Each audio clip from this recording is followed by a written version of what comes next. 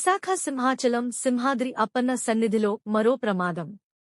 తొలిపావాంచా వద్ద కూలిన రేకుల షెడ్డు, భక్తులెవరూ లేకపోవడంతో తప్పిన ప్రమాదం. ఫోల్స్ కింద కాంక్రీట్ వేయకపోవడంతో కూలిన షెడ్డు.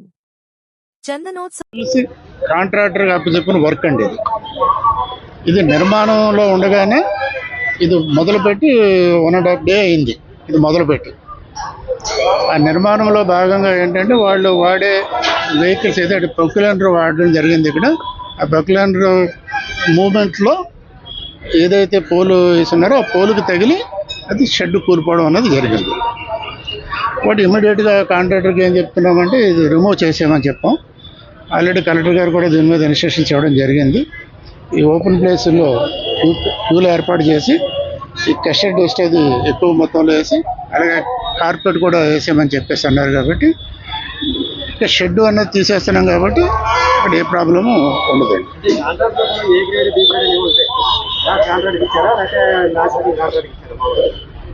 ఈ గతంలో కూడా ఇతను వర్క్స్ చాలా చేస్తున్నారు మన దగ్గర. అంటే 5,80,000 వర్క్ అండి. ఇది ఏ గ్రేడ్ బి గ్రేడ్ అని కాదు. అంటే పూర్తిగా మొత్తం తీసేస్తామండి ఓపెన్ స్కై. మరి వర్షం పడితే ఇప్పుడు 32 కిలోమీటర్లు భక్తులు త్రోడ్ తిరుగుతున్నారు.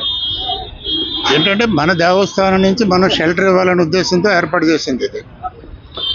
ఇందులో మరి ఆ విధంగా జరగడం కాంట్రాక్టర్ అంటే అది చూసుకుని చేయవలసిన కాంట్రాక్టర్ బాధ్యత. కాబట్టి అది రిమూవ్ చేసామని చెప్పాం.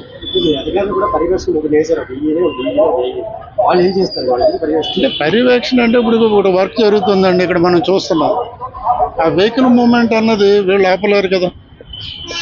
ఆ డ్రైవ్ చేసేవాడు అక్కడ వాళ్ళు చూసుకోవాలి. దానివల్ల ఇబ్బంది జరిగింది.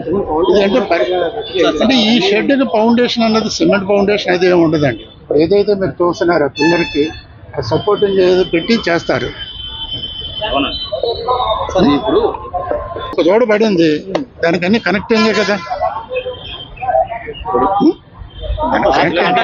ప్రశ్నించడం జరిగింది సార్. తక్కువ క్వాలిటీ వేయడం వల్ల ఇది వేయడం కూడా కరెక్ట్ కాదని ఆయన చెప్తున్నారు. ఆయన చెప్తారు, కాంట్రాక్టర్ చెప్తున్నాడు అంటే ఆశ్చర్యంగా ఉంది.